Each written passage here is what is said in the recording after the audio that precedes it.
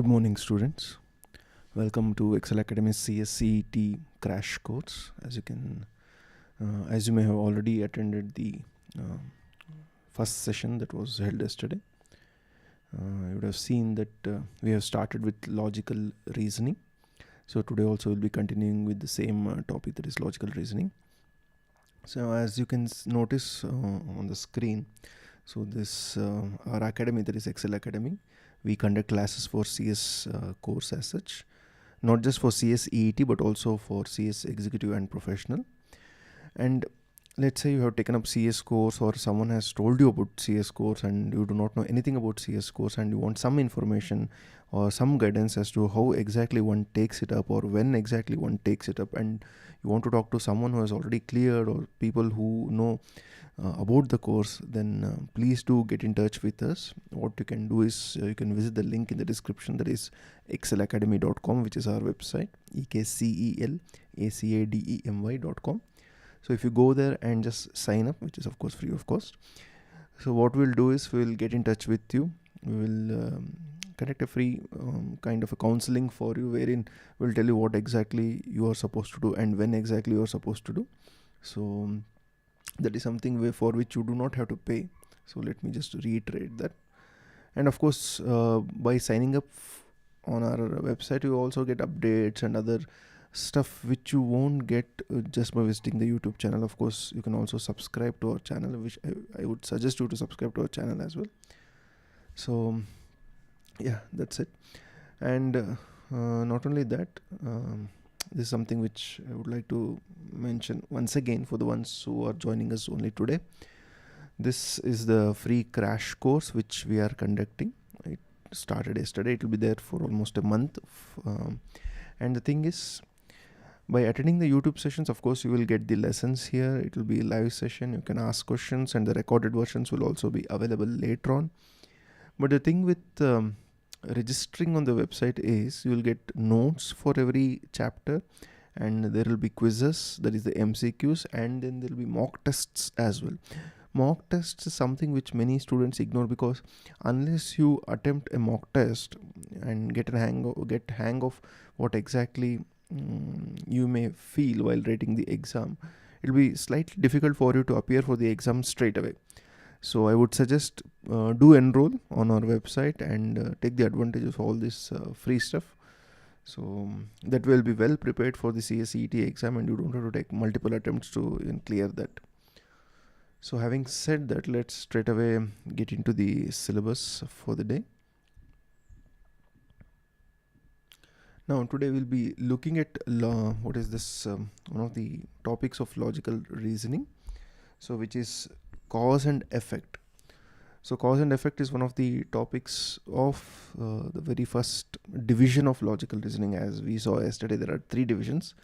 Doesn't matter which 3 they are, and I don't have to do it in the same order. So this of course is in the same order right now, but we may skip the order in time as long as all the topics are covered fairly. I think that should be fine. Now let's look at the question. You will understand the kind of the questions which they will ask in this topic. So what do they say? They say, in each of the following questions, this is of course the format, 2 statements numbered 1 and 2 are given. So there will be one statement, statement 1, and there will be another statement, statement 2. So now what we have to do is, we will have to make sure and identify if there is any relationship between the 2 statements. That is what they are saying. So there may be cause and effect relationship between the 2 statements. It is not necessary that there should be. That's why they use the word there may be. We do not know. It may or may not be the case. So that is our job. And they also go further and say these 2 statements may be the effect of the same cause. Effect of the same cause means it may not be cause and effect, but there might be one cause and it might have multiple effects, and these 2 statements, that is statement 1 and statement 2, might actually be because of the same cause. So that is also something which we have to keep in mind. Okay, then there is one more option, that is these statements may be independent causes without having any relationship. So that means this might be because of something, study statement 1, and statement 2 might be because of something else totally different, and there may not be any connection whatsoever. So all these are the possibilities. So we'll have to look at the two statements and then decide if there is any cause and effect relationship, and if there isn't any cause and effect relationship, we'll have to check for this, and of course the other one would be there is no relationship between the two. So this is what we are supposed to do. Okay, so now that we know the format of the topic, let's straight away get into the first question.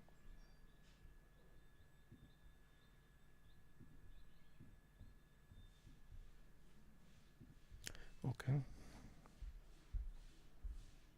yeah, here is the first question. It says there is an unprecedented increase in the number of young people, or rather number of young unemployed in comparison to the previous year. Okay, so what they are trying to say is unemployed people have increased. Unprecedented, something which was never seen earlier. So that is what they are trying to tell us. Increase in the young unemployed, they say. Then we have another statement, that is statement 2, which says a large number of candidates submitted applications against an advertisement for the post of manager issued by a bank. So too many candidates actually submitted applications for a post of manager. So what is the implication here? Normally they don't do, but for some reason a large number of candidates actually applied for the post of the manager in some bank. Now what might be the reason for candidates applying in large numbers for the post of a bank manager? Could it be the statement 1 itself? Let us go back and read the statement 1 once again. They say there is an unprecedented, that means never seen before, increase in the number of young unemployed in comparison to the previous year. So that, see, earlier, maybe just to make it easier for you to understand, let's say there were 50 unemployed people last year. So out of this 50, maybe 10 might have applied for the post of a manager. But this year, the number of unemployed, if this is previous year, in the current year it has risen to, let's say, 200. Normally it was 50, but this year it has risen to 200, and this that is the number of people who apply for the post of manager has also increased, let's say 50, which is something never seen before. So therefore we can easily say statement 1, that is the increase in unemployment, is the cause, and statement 2, that is people, that is large number of people applying for the post of manager, is in fact the effect. So if that is the case, which option should we select? See, these options will remain constant unless otherwise specified. That means statement A is telling us if 1 is the cause and 2 is the effect, select it. So if 2 is the cause and 1 is the effect, then we'll have to select statement B. If both are independent causes, select C. If they are effects of independent causes, select D. And if they are effects of some common cause, then select E. So these are the options which we have. And of course, in this case, since 1 is the cause and 2 is the effect, we will have to select option A. I hope that made sense. Let's move on. Okay, in this case, they say the city commissioner has recently increased the night shifts for the policemen in the locality. Okay, night shifts.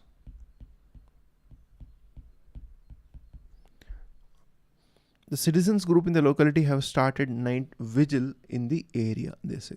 Okay, so now the thing here is, for some reason, the police commissioner has increased the night shifts of the policemen in particular area, okay, or particular locality. Then at the same time, the citizens group in the same locality, they also have most likely voluntarily, have taken up night vigil. Now, why would two different groups do this? Night vigil, night shifts, whatever it is, basically what they're trying to do is make sure that the area is protected. Basically, that's the thing. Both the authority as well as the locality people.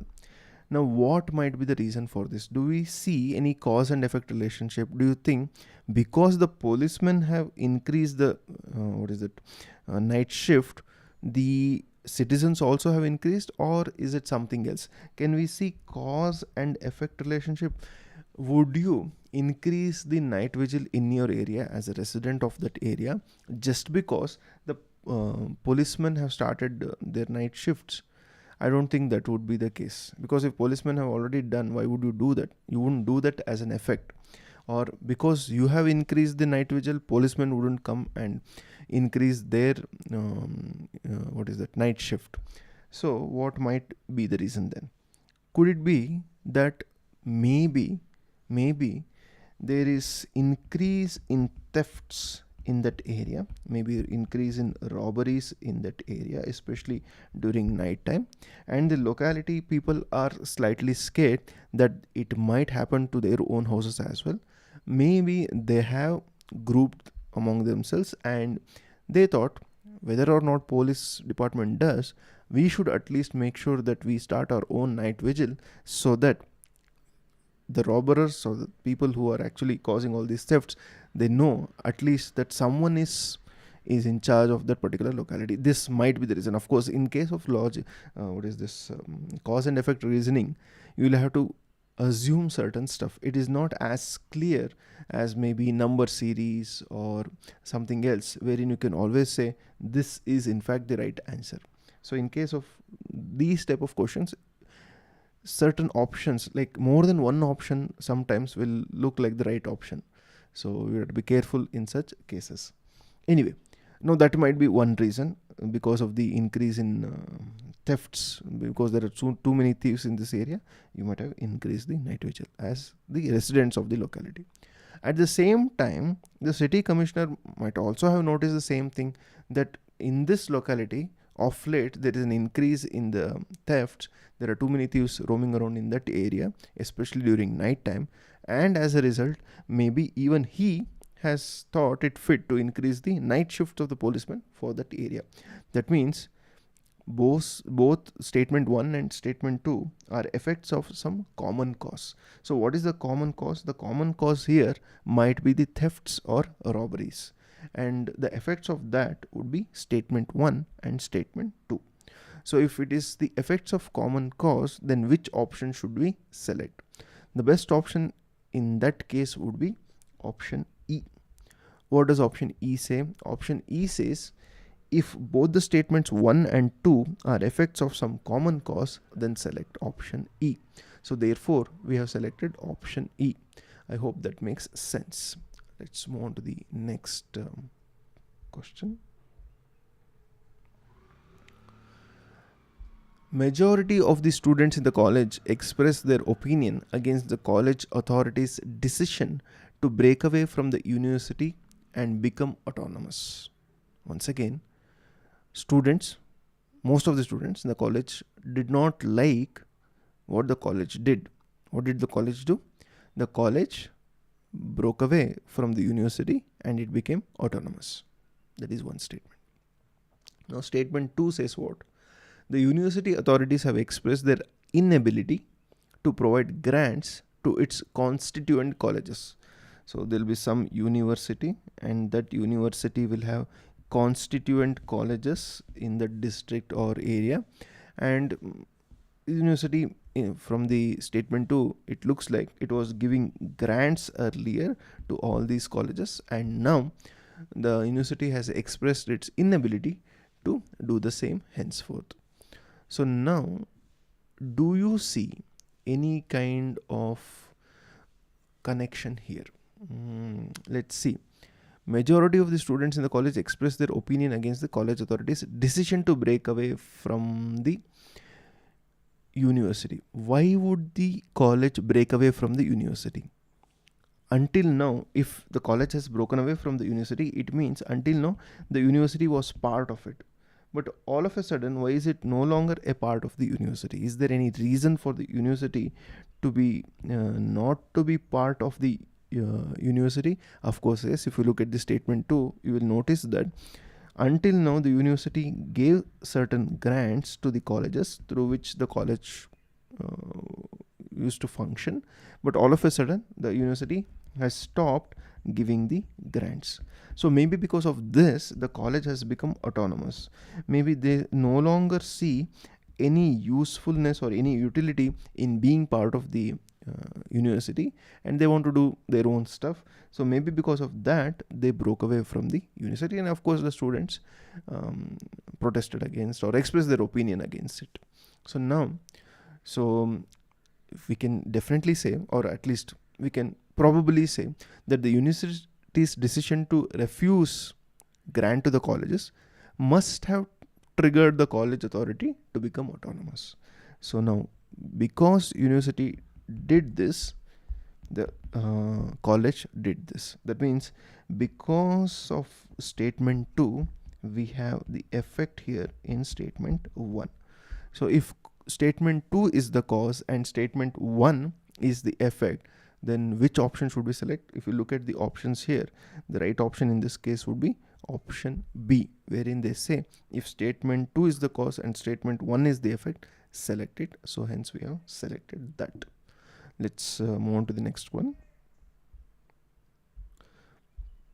The literacy rate in the district has been increasing for the last 4 years, they say. So someone has been tracking the literacy rate, and in the last 4 years it has increased, they say. Okay. And at the same time, we look at statement 2, and it says the district administration has conducted extensive training program for the workers involved in the literacy drive. So now, who will do all this thing? There will be someone, let's call them workers for now. So these workers are those who try to strive increase in literacy. That means maybe the corporation or the district administration, what they've done is they've entrusted few people, and their job is to make sure that, let's say there are 25 people, and their job is to make sure that whoever is illiterate, they become literate. And this is of course the whole thing of literacy drive. But what the district administration has done is they have conducted extensive training program for the workers. Maybe they have made them more efficient, the existing ones, or maybe they have added few more additional workers, wherein they thought maybe 25 is not sufficient, maybe we should make it 250 or even 100, whatever it is. They've basically increased the number of workers. So now you have conducted extensive training program for the workers involved in the literacy drive. It could be the existing ones, and you have made them more efficient. If someone out of the 25 was able to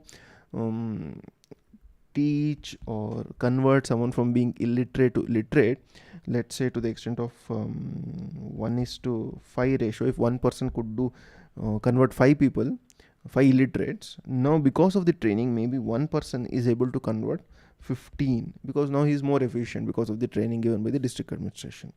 Now when you look at statement 2 and statement 1 from this angle, we can clearly see the increase in the literacy rate may be attributed directly to the efforts of the district administration, wherein they have increased the training program, or maybe they have included more people in the literacy drive. So therefore we can definitely say option B is the right answer, because statement 2 is the cause and statement 1 is its effect. So I hope it's easily followed. If at all you have any doubts, you can always drop a comment below, or the chat window is open during the live session. You can always ask your questions there. Anyway, let's move on to the next one. The school authorities have asked the 10th standard students to attend special classes to be conducted on Sundays. Okay. If there are special classes, they were not conducted so far. Right now this college has thought it fit to conduct the special classes, and the school authority, and now they have instructed the class 10 students to attend those special classes on which day? On Sundays. That is the first statement. The second statement says the parents of the 10th standard students have withdrawn their wards meaning children, from attending private tuitions conducted on Sundays. So earlier, all these students of this particular class in this particular school, they would attend the private tuitions, especially on Sundays. But right now, the parents, they have withdrawn their wards from attending the classes, that is the tuitions. Now this is very easy, of course, it's very obvious. Earlier they didn't have special classes, therefore they attended the tuitions. But right now, since the college itself or the school itself is conducting the special classes on Sundays, the parents cannot ignore that. So therefore what they are doing, they are ignoring, or they are asking or withdrawing their students, children, from attending the private tuitions and sending them to the special classes which are held in the school premises. So obviously option A is the right answer. First one is the cause, special classes is the cause. Because of that, this is happening, which is happening. Students are not attending the private tuitions conducted on Sundays. So that was about this question. Let's move on.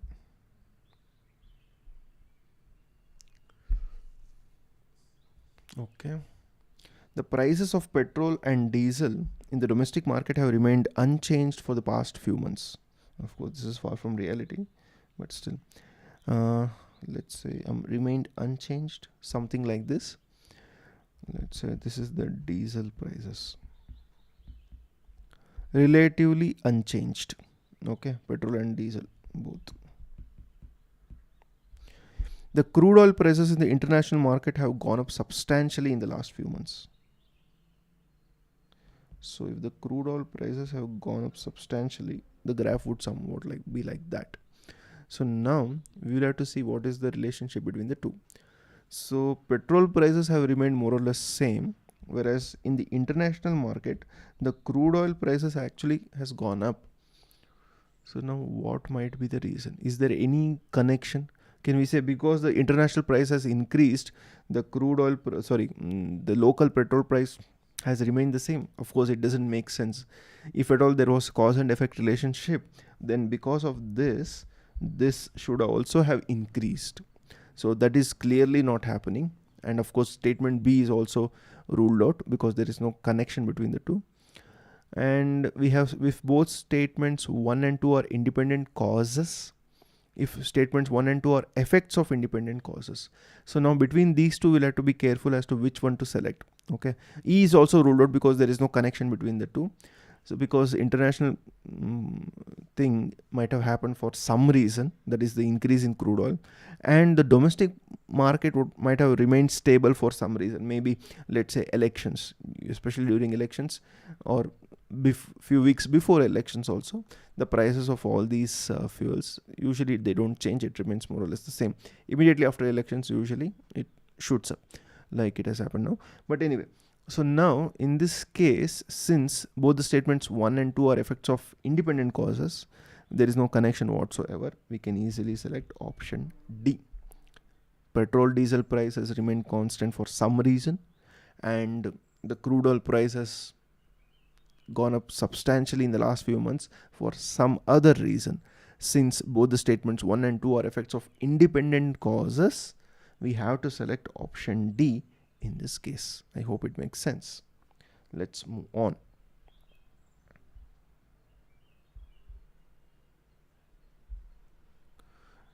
The government has recently fixed the fees for professional courses offered by the unaided institutions, which are much lower than the fees charged last year. Okay. The parents of the aspiring students launched a severe agitation last year, protesting against the high fees charged by the unaided institutions. Okay. So now this, of course, looks like there is some kind of relationship here. Obviously there is. Let's read the statements again. What I will do is this time I will read statement 2 and then I'll come to statement 1. The parents of the aspiring students, the ones who want to be student aspiring, launched a severe agitation last year. Okay, last year parents of the aspiring students launched a severe agitation, they say. Severe agitation.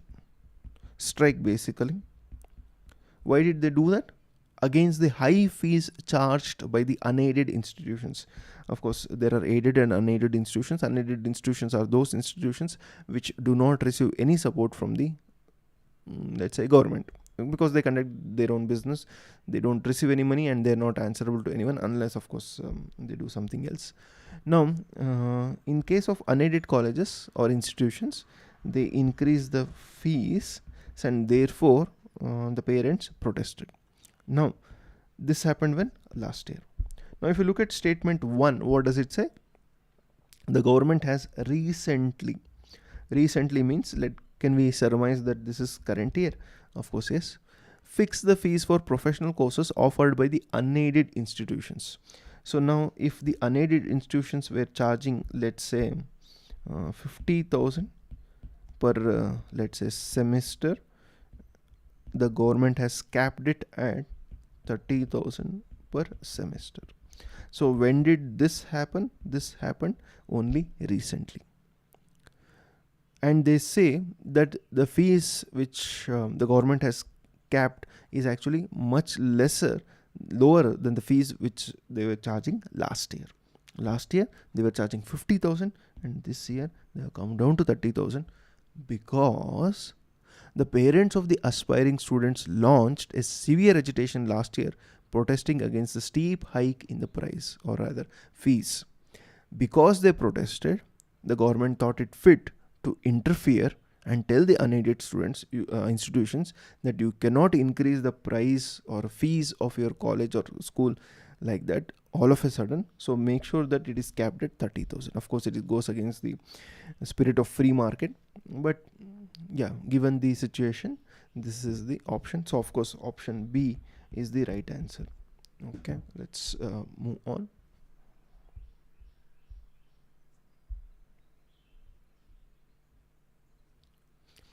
The Reserve Bank of India has recently put restrictions on few small banks in the country. Okay. The small banks in the private and cooperative sector in India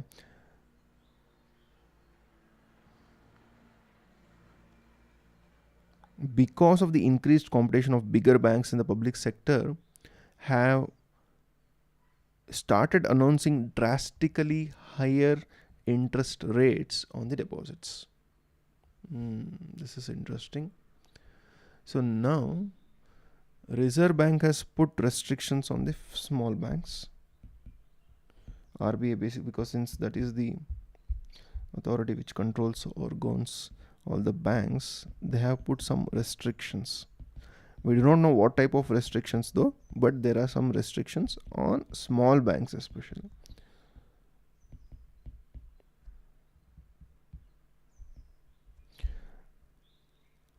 At the same time, they also say in the second statement, small banks in the private and cooperative sector in India, because of the increased competition of bigger banks in the public sector, have started announcing drastically higher rate of interest.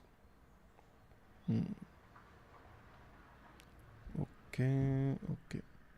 If that is the case, why would they do this? Small banks, they have competition from bigger banks. So bigger banks can do stuff which small banks usually cannot do because they have this advantage of operating in a large scale. So how do they compete with such banks? Let's say a small bank like Equitas. How will they compete with the bigger bank like SBI? By the way, Equitas Bank, if you have not heard, it's a bank which is actually started by a company secretary. You can look it up. So now, because they cannot operate with bigger banks, what have the small banks done? They have started offering drastically higher rates on deposits, they say. So people would deposit their money, and if SBI is, let's say, paying 3%, small banks are now paying, let's say, 6%, which is drastically higher than the interest rates offered by the bigger banks. Now this is not a good sign, because how will those banks even recover the money? Because if you have to pay high rate of interest to your customers, obviously you will have to get that money from somewhere else. So you may or may not be in a position to do that. So therefore RBI might have thought it fit to ensure security of all the existing customers, and of course to ensure the good service also. Maybe RBI had thought it fit to restrict certain stuff, or certain measures adopted by the small banks to compete with larger banks. Maybe RBI might tell them, of course you are free to increase your interest rates, but not drastically. If SBI is offering 3%, maybe you can offer 3.5%, but you cannot offer 6%, which is definitely not feasible for yourself, because then you will not be able to serve your existing customers, and maybe they will start withdrawing money, fearing that the bank might not survive for long. Anyway, so of course now you know which option to be selected. Option B is in fact the right option, because statement 2 is the cause. Because of this particular thing, RBI did what? They put the restrictions on all the banks. So that is the thing. So what we'll do is we'll take a break of couple of minutes and then we will resume.